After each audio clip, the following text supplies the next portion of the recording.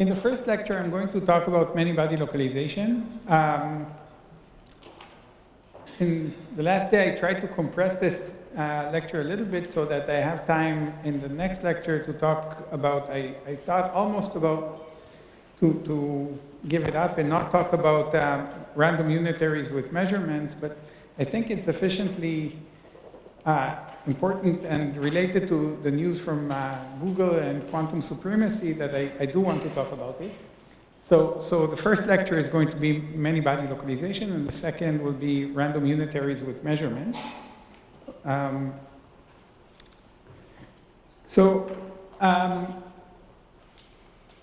Why do we talk about many-body localization in a school about quantum technologies and quantum mechanics? First of all, because it's, as you will see, it's a quantum phenomena. It's a genuinely quantum phenomena. But it also is related deeply to the question of why do we see the microscopic world as classical and not quantum? And quantum computer is also a macroscopic object that we'd like to see quantum and not classical. So the reason why we usually see systems of many particles, like a cup of coffee, as classical and not quantum is that they thermalize. And what does thermalization mean in a quantum context? Well, it means that if I initially stored some quantum bits or an entangled state in a system of many particles, as I let this system evolve in time in some uncontrolled way, this local quantum information that was encoded in it gets entangled with many, many other degrees of freedom and becomes more and more non-local, so that effectively it becomes unreadable. And that's basically the essence of this loss of quantum information. And the only remaining structures of information is that if I encoded some long wavelength density or energy fluctuations in my system, they will decay very slowly because energy and density are conserved quantities. So that kind of dynamics is really classical hydrodynamics. So all that is left in this, from this very complicated quantum dynamics, is classical hydrodynamics. This is how classical physics we now, I think, understand emerges in a many-particle system. And the question is whether this is a necessary fate, or there could be persistent quantum correlations that we can read out in some big quantum system. And today we know that there is actually an alternative paradigm that's robust. So one robust paradigm is thermalization, and that pertains to most of the systems you know every day. If you let them run in time, if you let them evolve in time, they're many-body systems, they'll thermalize and become classical. Now we know a new paradigm called many-body localization, in which you need a fully quantum description of the system, even at very, very long time. And we'll see that there is some sense in which quantum information is localized in the system so that you can read it out even after a long time. Of course, all of this is, both of these paradigms pertain to a system that is completely closed from its environment. So the first paradigm I'm saying systems become classical even if they don't have any interference from the environment. Just because the system is big and one part of the system provides like a bath to the other part. Many-body localized systems are also closed systems, but in spite of being closed and fully interacting generically with some generic interactions, it's not enough in order to thermalize them, and quantum information can persist in them for a long time. So if there is a transition, phase transition between these two behaviors, it constitutes a sharp boundary between quantum and classical behavior, if you want, of the emergent long-time physics. So it would be interesting to eventually get to, and I hope I'll get to, describing also the phase transition between these two types of behaviors. But I'll start from much more basic physics. I'll start from introducing and trying to explain what is many-body localization. Actually, I want to get a little bit away from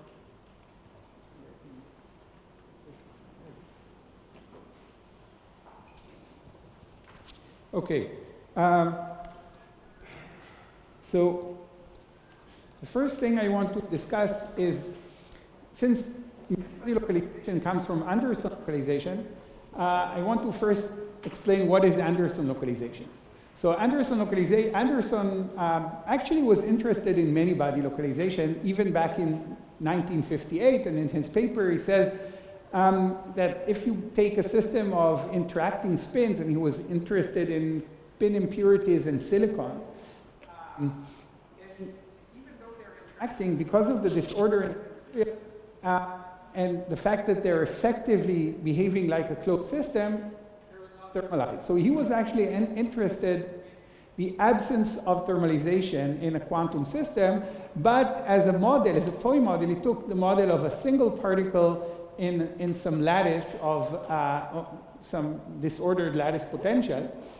And the idea of Anderson localization is the fact that when the disorder is sufficiently strong, there is a vanishing probability of resonant tunneling of the electron from one state to another. And let me put it in a little bit more precise and different terms that would actually be easy to generalize to many-body localization. So here is the Hamiltonian that Anderson considered. It's a Hamiltonian with local random sites, site energies, and hopping between the sites. And what Anderson said, let's consider the hopping as a perturbation. So if there was no perturbation like this, basically the eigenstates were just the energies of the electrons localized exactly on these sites. And now let's consider this as a perturbation. And by considering this as a perturbation, I can think of when I turn on the perturbation, I can ask by Fermi's golden rule, if I start, what's the width of this state? Is the width of this state larger than the level spacing, so that what this would mean is that the electron can decay into the continuum? And the question is whether an electron can decay into a continuum in this type of system. So, well, the way to do it, to check if it can decay into a continuum, is to calculate the Fermi golden rule decay rate, which is basically the matrix element squared times the density of states, and the density of states is just the level spacing. So let's try to calculate both. What is the matrix element squared to decay into a state? So this is my state I want to decay from. It's this state, I. It has some random energy. And I want to know if when I turn on the perturbation that couples it all to all the other states, it can decay. So first let's look at the level spacing between these states. If I have a system of size r, then the level spacing goes like the bandwidth, or the, if the bandwidth is set by the disorder, then it's the disorder strength over the volume of the system. That just gives me, because that's a number of states, right? That's the bandwidth, and that's how many states I have to put into it. That's how the level spacing scales.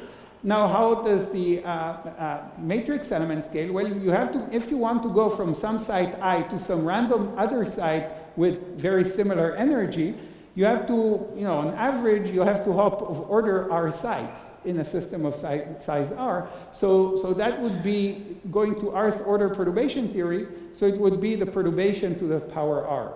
Okay? Nothing else to do, right? So in the end, this decay rate we can calculate it from this, more or less, right? Now we have to, we got a result from Fermi golden rule, but we have to check whether Fermi golden rule is correct. In order for it to be correct, that's basically from quantum mechanics 1. The rate that we've calculated has to be larger than the level spacing. Otherwise, it just doesn't make sense. Otherwise, this is not a continuum. So we look at this criterion, and this is the criterion. So we see that basically the state can decay only if this ratio is much larger than 1. Okay? So we have a criterion, and if the disorder strength is sufficiently large compared to the bandwidth, then we don't have a decay, and the system is localized. Okay? That's the essence of Anderson localization, oversimplified. This is the essence, and I think although it's oversimplified, it still turns out to be correct. Oops. So this is basically the condition that the surrounding states, in this case, many single particle states, can serve as an effective bath for the particle to decay into. Okay? So now, what happens when we add interactions? So when we add interactions, our localized states, suppose the system is Anderson localized, so we can write it in terms of the localized states. But in terms, if we now write the interaction in terms of the localized states, it starts to hop us between localized states. So you can ask whether, in this case, the localized state is stable or not. So one has to do to write down a new criterion for and make a generalized Fermi golden rule criterion like that for whether the system is localized or not. And well, the first paper that was really taken seriously in this case for extended system are these papers. Usually cited are Basco-Lehner and Altschuler, and they made essentially the same kind of Fermi golden rule-like argument that so I'm now condensing their 100-page paper to one line. It's a little bit, it's of course an oversimplification. They in the end did a self-consistent calculation and so on, but in the end it boils down to a Fermi golden rule where they say let's look at a system of localized fermions. And let's start with localized states in a localization volume. Delta xi is a localization length, and delta xi is the level spacing inside the localization volume. So it's basically, because the localization volume is finite, if we take a system inside the localization volume, then we'll have a finite level spacing. And they say, okay, let's take these localized states and ask if we can decay by adding an interaction, if they can decay into a continuum. And the idea is, okay, the interaction is the matrix element to scatter states into other states is the interaction. But in fact, there are many channels that the interaction can decay a single particle state into another state. And the number of channels and the scales like the temperature over the level spacing. But even more simply, if you don't want to care about temperature, if this happens at infinite temperature, then the number of channels, number of possible particles you can collide with is just the bandwidth W over the level spacing. It's the number of, yeah?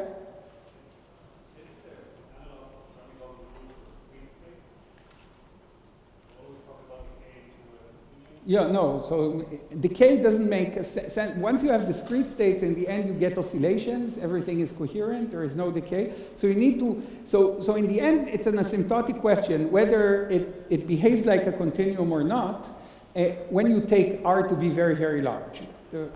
So in this case, we saw that in Anderson localization, if the disorder is sufficiently weak, then it behaves like a continuum when I take the system to be sufficiently large.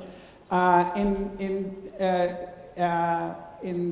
their analysis, they calculated, oops, that's a mistake here. Yeah, so in their analysis, they have a matrix element that depends on the interaction. And then similarly, they have to do the Fermi golden rule calculation, which is J squared over a level spacing. In this case, the level spacing is the level spacing inside a localization volume, and they get a criterion out of that, and one can convert it to a criterion even for infinite temperature if we replace T by W. So in the end, they have a criterion. So for example, inverse temperature versus disorder, you can have a transition as you, even at finite interaction, or even at finite interaction, you can have a transition between a localized and a thermal phase. So they say, basically, they've, in this criterion, they say where many body localization is when the single particle localization is stable against interaction. Now, their stability criterion is not rigorous. It's actually quite strange, I have to say. So I'm actually glossing over it a little bit, and I'm going to try to give you a much better criterion, and I think easier to understand even, later on. But historically, this was the first criterion that was given, and the essence of it is basically to look at two-particle scattering and ask whether two-particle scattering can decay a single particle, can lead to decay of a single particle state. And this is the criterion, and I want you to remember this graph. Well, it's not very hard to remember. It just means that, you see, if you have zero interaction, your system is always localized, let's say in one dimension. Okay, so then your system is always localized, even for small disorder. This is the case for one dimension. Now, when you add interactions, you have a critical point as a function of u where you go into a thermal phase, which is not localized. You'll see that when we actually write the correct criterion, this will change in an interesting way. But this was the first, and since it was noticed that actually you can have a transition even at infinite temperature in the case of fermions, for example, that have a finite bandwidth. If you have a fermion on a lattice, then there is a finite bandwidth because there is just finite number of fermions you can put in each site. Well, one if they're spinless. So in that case, you even have a transition by just using this criterion at infinite temperature. So since then, people have started to actually, because it's a transition in between thermalizing and non-thermalizing system, between a system that is ergodic and non-ergodic, it's more convenient to look at the spectrum as a whole. And looking at the spectrum as a whole means actually weighing all states in the spectrum, low energy and high energy, with exactly the same weight, which corresponds to going to infinite temperature. So people started to do numerical experiments at infinite temperature and seeing if the system, how at infinite temperature, if I perturb the system, whether it goes back to an infinite temperature ensemble, or whether observables go back to their to their equilibrium value. And one Hamiltonian that people like to simulate is this Hamiltonian where there is hopping. This could be either fermions or spin Hamiltonian. If you want, you can think of this as a fermion Hamiltonian or a spin Hamiltonian, where there is disorder. This would be the single particle disorder in this case of fermions. If it spins, it's just a random magnetic field acting on the spins. This is a flip-flop term that flips spins and entangles them. And this is an interaction-like term. It's Ising interaction. In the case of, if I would fermionize this Hamiltonian, it would be just an interaction between the fermions. And one of the interesting things that people found is, first of all, in exact diagonalization, there were signs of many-body localization. But one of the interesting things people try to understand is whether information is localized by looking at the entanglement entropy between two halves of the system when you let the system evolve in time. So the initial state was an unentangled state of spins. For example, a state where the spins were up, down, up in some random way. It's a non-entangled state. If I can draw the state, it means it's non-entangled. And now let it evolve with this Hamiltonian. And of course, if I let it evolve with this Hamiltonian, there are terms in the Hamiltonian that make it entangled because it flips spins in a correlated way.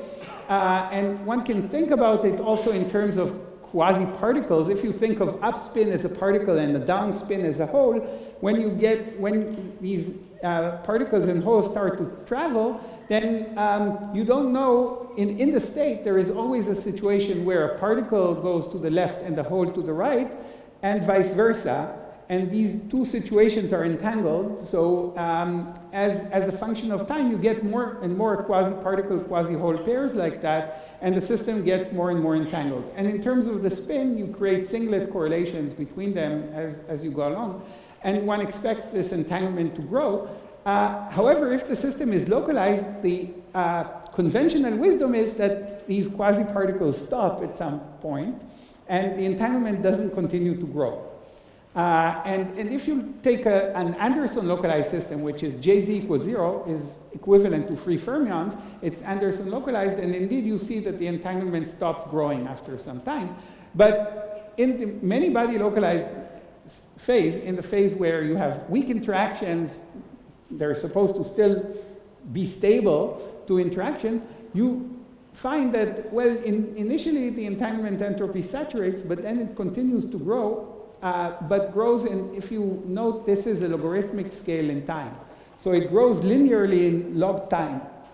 So very, very, very slow growth of the entanglement entropy, and this led to some puzzles initially, whether this is really truly localized, whether quantum information actually is spreading, whether there is scrambling or not, and so on. So there is a difference between the Anderson localized state, where this intuition that particles just stop moving and therefore the entanglement does not grow, and the many-body localized state where there seems to be a universal growth of the entanglement entropy, actually independent almost of the strength of the interaction and always logarithmic in time.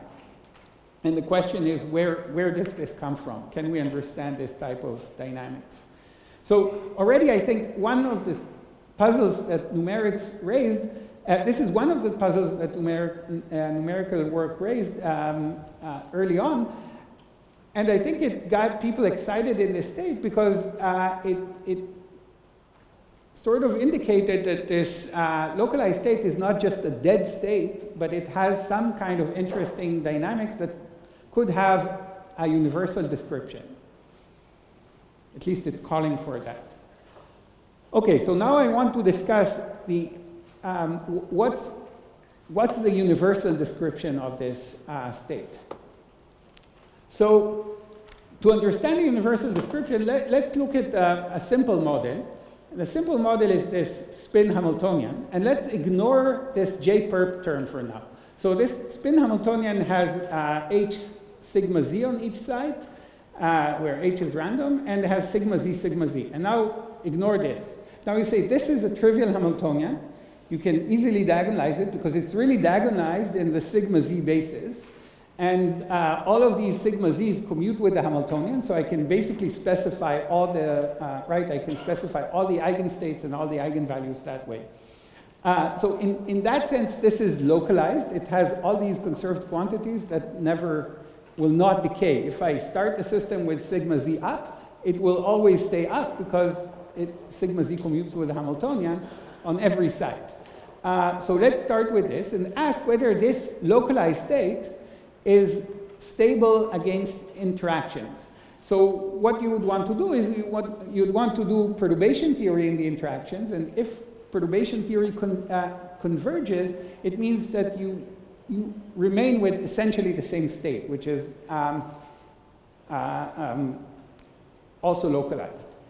So what does it mean so now let's think more deeply, what does it mean that perturbation theory converges? It means, it actually means that it doesn't mean that your sigma z's that were original conserved quantities are new conserved quantities. The fact that perturbation theory converges means that you can diagonalize the Hamiltonian by doing some unitary transformation that would be local, essentially. Okay? You don't need many terms in order to diagonalize this Hamiltonian. What does it mean you can diagonalize this Hamiltonian by using a local or quasi-local unitary transformation? It means that I can build the unitary transformation that diagonalizes the Hamiltonian in steps. First, build it out of two qubit gates, and then that's not enough, then add 3 qubit gates, then if that's not enough, add 4 qubit gates, and so on and so on. If perturbation theory converges, it must mean one can show that these unitary transformations become closer and closer to the unity as I get more and more terms. And what I mean by U4 means a unitary transformation that acts not as identity on 4 qubits altogether. And U5 would be a transformation that acts on 5 qubits and so on. So if perturbation theory converges, it means that I need a transformation that becomes closer and closer to the identity and exponentially closer to the identity as I go to higher and higher lengths. Okay, this is what it means a quasi-local unitary. So now we can ask what happens if if sigma z's were conserved quantities, now because U diagonalizes the Hamiltonian, if I take, I transform sigma z by U, I get a new operator, sigma z tilde, or this should be sigma zi, that now commutes with the Hamiltonian. So it means that I'll actually get a set of conserved quantities that are commuting with the Hamiltonian and have some kind of local structure, because they're composed of their, in order to get from one to another, I'm using a very local unitary.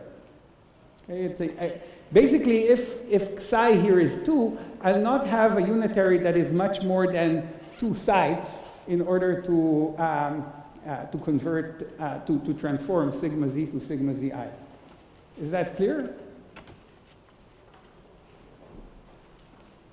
Okay, so that led to postulating a form of the Hamiltonian, kind of a phenomenological form of the Hamiltonian, that is written in terms of these quasi-local conserved quantities. So after I diagonalize my Hamiltonian, well, I move to new conserved quantities. Instead of sigma z's, there will be sigma z tildes. But now in terms of these sigma z tildes, I can have longer range interactions. I can have local interactions, 2-site interactions, 3-site interactions, and more. But because the unitaries that generated sigma z's, sigma z tildes from the sigma z's were local and had tails that decay exponentially, these interactions have to decay exponentially in space. And and similarly, these sigma z tildes basically have a component of sigma z, a finite component of sigma z, plus a tail of non-local operators that decays, the weight of this tail decays exponentially with the size of the operator. Okay, so basically, morally speaking, your old conserved quantities remain conserved quantities, but they now interact with each other. Amit, you have some problem? Yeah, so. Oh, yeah, so all the examples I give are one-dimensional for a good reason, because there is no good theory for what is happening in higher dimension. You could, in fact, generalize this, but I'll show a criterion later that actually seems to indicate that there is no many-body localization in dimensions higher than 1. Okay? So actually, it's something that is still under debate, whether there is Anderson localization for higher dimensions or not. I want to discuss it. Not Anderson localization, sorry, many-body localization. Anderson localization is probably okay. Yeah, sorry. Many-body localization. Okay, so this is the universal Hamiltonian. I want to dwell on some dynamical consequences. Another thing I want to point out, for those of you who come from condensed matter physics, this universal Hamiltonian should be familiar in some respect. Yeah? Oh, because in a sense, all many-body localized systems are described by Hamiltonian like this, where you have a set of conserved quantities and exponentially decaying interactions. What is not universal is what is the structure of these conserved quantities. I'll come back to this in a minute. But all of them are supposed to be described with the same Hamiltonian. Oh, okay. Yeah. Hope it was clear now. But okay. So first, I wanted to say that if you come from condensed matter, then this Hamiltonian should be very similar to something you know. So and this is Fermi liquid theory. So if you take Fermi liquid theory, if you look at the actual fixed point Hamiltonian, it's made out of, basically it has sum over k. Maybe I can write it here. Right? Fermi liquid theory has, the Fermi liquid Hamiltonian is sum over k, epsilon k, nk, plus sum over kk prime, fkk prime, nk prime. Forgot about spin, but it doesn't matter. Right? Now, if you look at these nk, they're quantum operators in principle, it's a quantum Hamiltonian, but you see that all of these n of nk prime all commute with each other, okay? It's really a Hamiltonian that looks classical because everything commutes with each other. And perturbing away from this allows us to calculate all the properties of Fermi liquid theory phenomenologically. So we know a lot about Fermi liquid theory without having to calculate everything from first principles, because we have such a fixed point, simple fixed point Hamiltonian that we can perturb around. Oh, this is weird. Okay. But I'm going back to slides, yeah. Can I go back to the slides? Well, actually, no, you know what? No. Yeah, stay here, it's fine. I wanted to forget about the slides for a few minutes. I wanted to, there are a few things I wanted to write on the board anyways. So maybe, yeah, so we can calculate a lot of things from that. So let's ask, what are the consequences of this effective Hamiltonian? There is, by the way, a big difference still between this and Fermi liquid theory. So in Fermi liquid theory, this fixed point is a low energy fixed point. So actually these n of k's are all only conserved quantities if this k is very, very close, asymptotically close to the Fermi surface. While in many-body localization, it's supposed to be correct for the entire spectrum. So this is really, it's not a fixed point, it's not a low energy fixed point, it's just a way to diagonalize the Hamiltonian and write it in terms of these conserved quantities. So what is what are the physical consequences of that? So the fact that, suppose I start with, I calculate a correlation function, sigma z at time t, sigma z at time 0. There is something interesting, because if sigma z was a conserved quantity, then of course this correlation function would be constant. But sigma z itself is not a conserved quantity, but it has I can write sigma z as some z times a conserved quantity plus some extra things.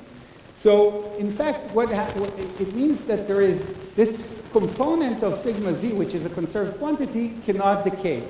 So what you will see if you calculate this correlation function, you'll see it decay, but then decay to a constant. So that's the first indication that you have many-body localization. You have quantities that decay, but then saturate to a constant and never decay to a equilibrium value. And if the equilibrium value becomes 0, then it will never decay to it. So that's one consequence. The next, so actually now we can also try to understand the growth of the entanglement entropy, at least in a heuristic way. Can we understand this log p growth of the entanglement entropy? And the answer is yes. So roughly speaking, if I have, let's take two spins that are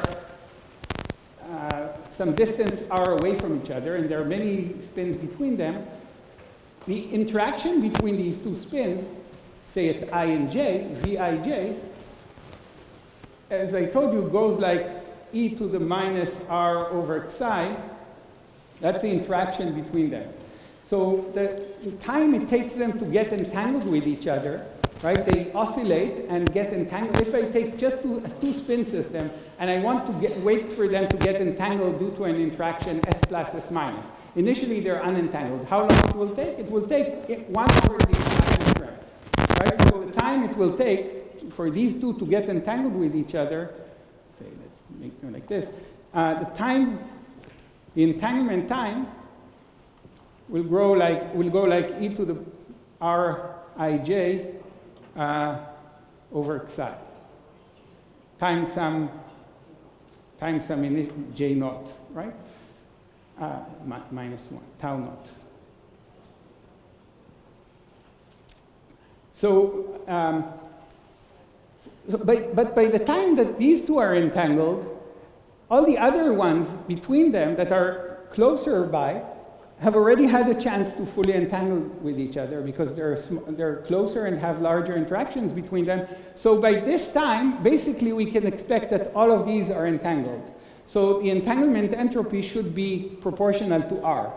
Okay, so S is then, now I take the log of the two sides and I find that S goes like psi times log T. Okay, so this is just a hand-waving argument, but if you try to organize it better, it actually checks out. And you get that the entanglement entropy grows like log T. You can also understand what's the nature of this entanglement entropy. What happens here is that you're simply dephasing these spins, but the way they dephase is entangled. So and from this you see immediately that you expect that the entanglement entropy would grow to some volume law entanglement, but not as big as you would like in a thermal state. So for example, in an infinite temperature state, the entanglement entropy should grow to log 2 per spin, but here it will not grow to log 2 per spin because because there is going to be constraints due to the initial state and all the conserved quantities that cannot be relaxed. So you'll get a smaller entanglement entropy in the end. Okay, so another thing I wanted to, let's see what yeah, so maybe I can go back to the slides. Yeah, 5 minutes? Ooh, okay. So maybe I'll not talk about random unitaries. Okay, so let me go back to the slides. Yeah, okay, so I talked about some consequences. Another important consequence that you can show from this model is that actually quantum information dephases. If I start one of the qubits, because of this, for exactly the same reason that the entanglement entropy grows, if I start one of my qubits in some state, one of the spins in some state, that state will dephase, and I'll lose this information as a function of time. So why did I say that quantum information is localized? Well, the way I lose this information is because all the other spins will serve as effective random magnetic field that acts on one spin. But if I now do a single local operation of flipping the spin from up to down, right, just pi rotation of the spin, if I just do a local pi rotation of the spin, all the effects of all the other states is going to flip, and I'm going to recover my spin with a spin echo. So to say it more, this is just a numerical example of how it happens, and these are two papers which showed this. But the idea is that if you just do a pi rotation of the spin, you will recover a full echo of the qubit.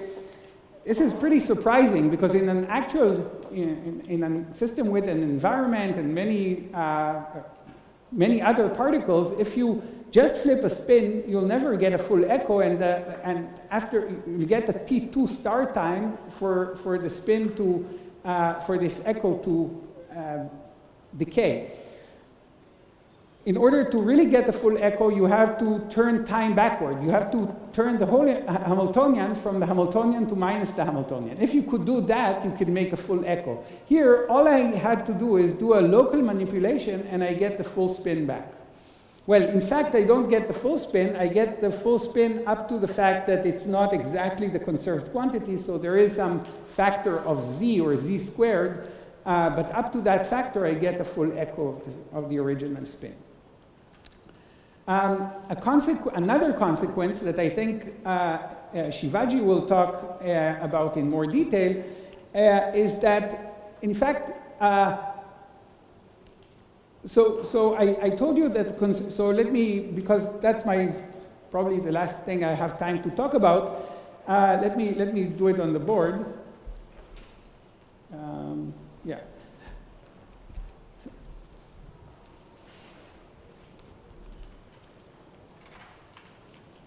So I said that there is a universal Hamiltonian, but the structure of the conserved quantity is not universal.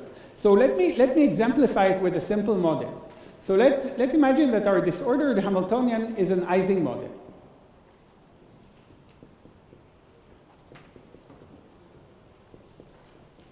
I plus 1 and plus sum over I hi sigma xi. This is a transverse field Ising model, and I'm going to add to a transverse field Ising model some interaction term to make it make it generic. This is a transverse field Ising model.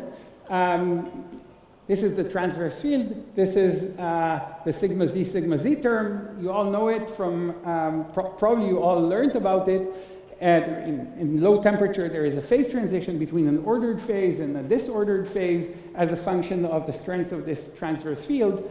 And of course, the fact that there is a phase transition has to do with the Z2 symmetry of flipping all the spins from up to down. And all these terms are invariant under this Z2 symmetry. Now you can think of two types of many-body localized phases. One many-body localized phase where the conserved quantities sigma tilde are related directly to sigma z plus other terms. This conserved quantity is odd under the symmetry, okay? And it means that the eigenstates of your system will be eigenvalues of these sigma z tildes. They break the Z2 symmetry. So in all eigenstates of your system, the Z2 symmetry is going to be broken. On the other hand, you can think of another situation where, for example, the disorder in H is strong, in which case the conserved quantities are going to be directly related to the sigma x, in which case they're going to be even under this Z2 symmetry. And your eigenstates are going to be symmetric and not break the Z2 symmetry. So in fact, you can see here that you can have a phase transition between two types of many-body localized states, one in which all the eigenstates break a symmetry, and one in which the eigenstates do not break the symmetry. Note how different this is from the equilibrium case, where in one dimension, for example, we know that there is no phase transition at any finite energy density. Here I'm talking about infinite temperature, where the transition is in all the eigenstates. So this is really a unique situation in many-body localized state where an order can exist where it cannot exist in equilibrium. An even more interesting example maybe is the fact that you can have topological states with edge states. So there is a nice model Hamiltonian you can write down. If I can think it's written here. Maybe not. Maybe I don't have it. Well,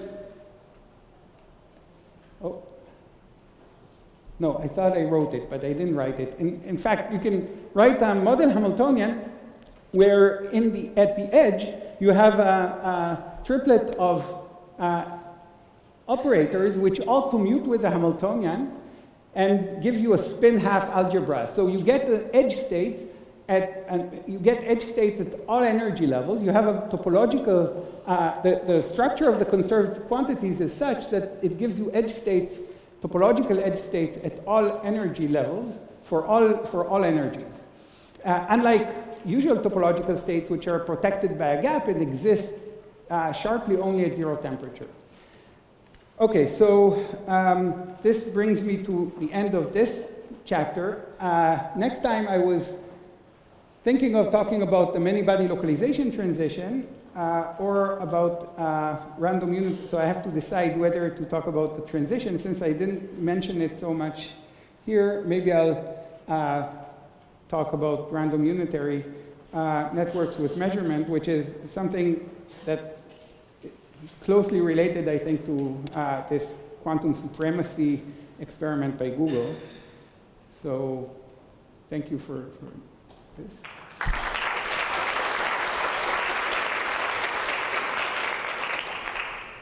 Thank you very much. The shortage of time seems to be coming.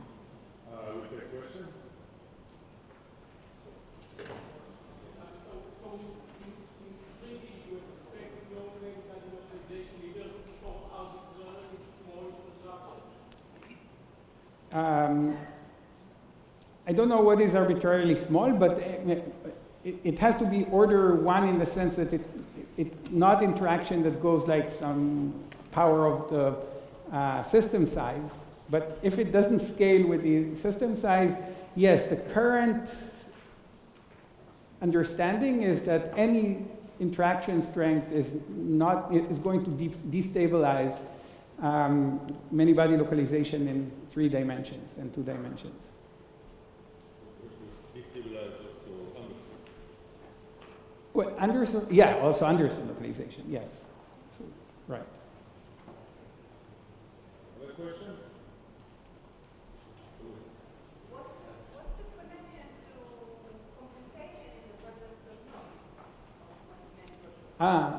of noise? Yeah, the question was, what is the relation to computation in the presence of noise? So the honest answer is that I don't know. I don't know if there is a relation. I think maybe the only lesson for computation is that at least there are ways to engineer a system in a way that will be robust so that quantum information will be in some sense localized and will not escape to errors. So here, remember, it's not a fully robust system because it still has to be completely isolated from the environment.